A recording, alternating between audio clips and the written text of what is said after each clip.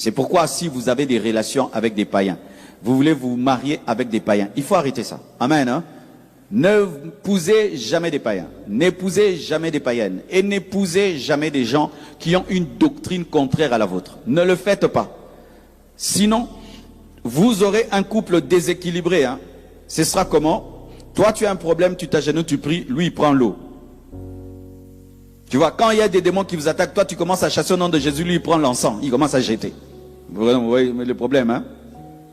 De se marier avec des doctrines différentes. Toi, tu vas avoir un bébé, tu dis, il va se convertir et puis il va se croire en Jésus, on va le baptiser. Lui, il va aller baptiser l'enfant. Ça ne va pas aller. Ça ne va pas aller. Tu veux épouser un païen, lui, samedi, il va aller en boîte. Toi, samedi, tu veux dormir parce que dimanche, il y a culte. Comment vous allez vivre ensemble? Lui, quand il a la joie, il cherche l'alcool pour boire. Toi, qui as la joie, tu danses. Toi, quand tu vois un homme de Dieu, tu es dans la joie. Lui, quand il voit un homme de Dieu, il sent vraiment tous ses démons en lui, veulent taper le pasteur. Mais c'est ça, non? Mais oui, si tu épouses, ma soeur, si tu épouses un païen, tu sais ce qui va t'arriver? Après le mariage, tu ne viendras plus à l'église. Hein? Il ne va plus te permettre de venir ici. Parce qu'il ne peut pas t'accompagner ici. Parce que quand je vais prêcher contre l'impudicité, il va se retrouver dedans. Ce qui fait qu'il voudra rester avec toi à la maison. Tu veux épouser une fille païenne, toi tu seras en train de prier, elle dort. Toi tu seras en train de craindre Dieu, elle te dit au ici. D'ailleurs, Jésus, elle va se servir de ta foi pour dominer, parce que quand tu veux te fâcher, oh mon frère se fâche, les enfants de Dieu pardonnent, non? Eh frère Assiliki, ce sera, elle va commencer à te rappeler la Bible contre toi. Elle va maîtriser tous les versets bibliques qui vont te pousser à être un bon mari, mais tous les versets qui vont la pousser à être une bonne femme, elle ne connaîtra pas. C'est pourquoi beaucoup de frères qui ont épousé des païennes souffrent, parce que la sœur dit, je vais t'accuser chez les pasteurs. Frère, non fundo, bako suspendre yo. Oui, les païennes, elles savent qu'on suspend les frères et tout. Elles peuvent même te rappeler que tu vas rater l'enlèvement, que tu vas rater l'enfer. Plutôt que tu vas aller en enfer et tu vas rater l'enlèvement. Parce que elle se servira de ta foi pour te maltraiter. Que les chrétiens se marient entre eux. Que les enfants de Dieu se marient entre eux. Et j'ajoute encore, que les très spirituels se marient entre eux, que les normaux se marient entre eux, que les charnels se marient entre eux. Charnels, épousez-vous entre vous. Vous les chrétiens charnels, qui écoutez un peu de musique du monde, un peu ceci, mariez-vous entre vous. N'allez pas déranger les spirituels là.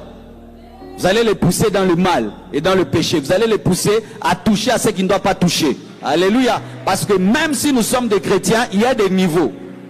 Il y a des niveaux. Oui, on n'a pas le même niveau. On n'a pas le même niveau. Et quand tu veux t'engager, il faudrait que la personne ait ton niveau. Sinon, tu auras du boulot. Donne-moi la main, donne-moi la main.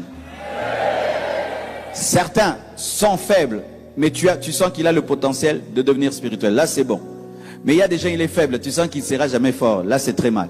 Alléluia. C'est pourquoi dans les fiançailles, tu dois tester. Parce que quand on parle de fréquentation, ta plus grande fréquentation, ce sera la personne que tu vas épouser. Hein. Avec elle, tu dormiras. Tu dormiras, tu te réveilleras. Masokyo boudé, bongo momi. Ah oui, hein. Tu peux dire à un ami, c'est fini, moi et toi, c'est fini. Maintenant, ta femme, ton mari, tu vas faire quoi? Surtout si vous avez une petite maison, tu vas la fuir où? Vous entrechoquez. Veillez sur vos fréquentations, parce que les fréquentations déterminent l'équilibre ou le déséquilibre. Je connais beaucoup de gens, leur vie allait très bien jusqu'à ce qu'une fréquentation vienne, tout ait été détruit. Lorsque seulement le serpent a rencontré Ève, la vie de Ève a changé. Directement, lorsque le serpent a rencontré Ève, sa vie a changé. Elle voyait le fruit tous les jours. Elle ne pensait jamais le toucher. Mais quand le serpent est venu, il lui a donné l'idée de toucher. Et peut-être toi, tu fréquentes un serpent. Il te dit, mais tu peux faire, tous les jeunes le font. Comment toi, tu ne le fais pas? Mais comment on saura aussi que tu es jeune? Toi aussi, tu dois. Et un jour, tu le fais et tu perds ton jardin à cause d'un fruit. Ève a perdu tout le jardin pour un fruit. Quelle escroquerie. Il faut fréquenter des personnes équilibrées et fuir les déséquilibrés. Troisièmement, il faut mûrir en Christ, il faut grandir. Hébreux 5, versets 11 à 14, la Bible dit: nous avons beaucoup à dire là-dessus et des choses difficiles à expliquer. parce que vous êtes devenus lents à comprendre.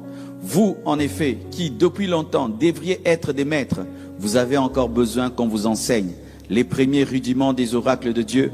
Vous en êtes venus à avoir besoin de lait, non d'une nourriture solide.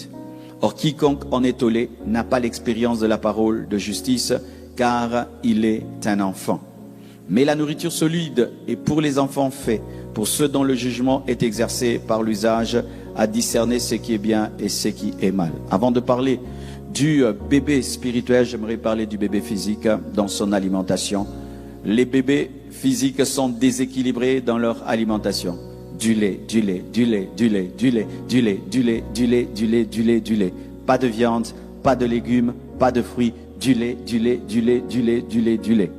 Cérélac, cérélac, cérélac, cérélac, bouilli, bouilli, bouilli, bouilli, sucre, sucre, sucre, lait, sucre, sucre, sucre, lait, sucre, sucre, sucre, lait.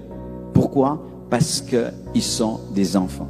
Plus on grandit, on commence maintenant à prendre des fruits, des légumes, du poisson, de la viande. On dit, ah là, je mange plus ça, je mange ça, j'ajoute ça. Tu manges plus équilibré lorsque tu grandis.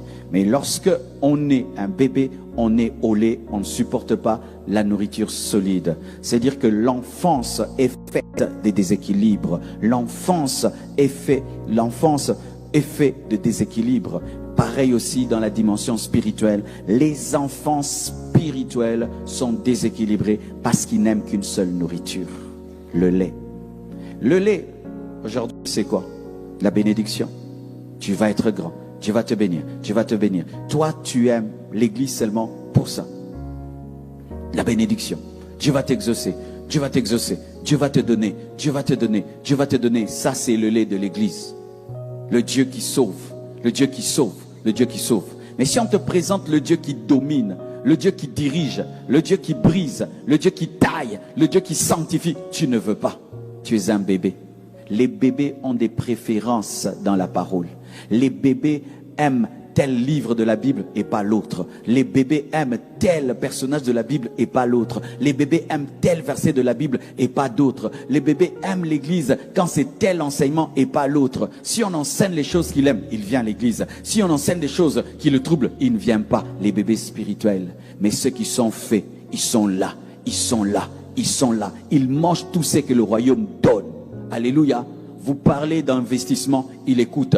Vous parlez d'eschatologie, il écoute. Vous parlez de l'enfer, il écoute. Vous parlez du ciel, il écoute. Vous parlez du mariage, il écoute. Vous parlez de victoire, il écoute. Il écoute tout, il prend tout. Mais les bébés ont des préférences. Lorsque la parole le challenge, lorsque la parole veut le changer, le transformer, le briser, fait mal, il dit non. Ça, ce sont les pensées des hommes. Ça, ce n'est pas Dieu. Mais quand dit Dieu va te bénir, amen.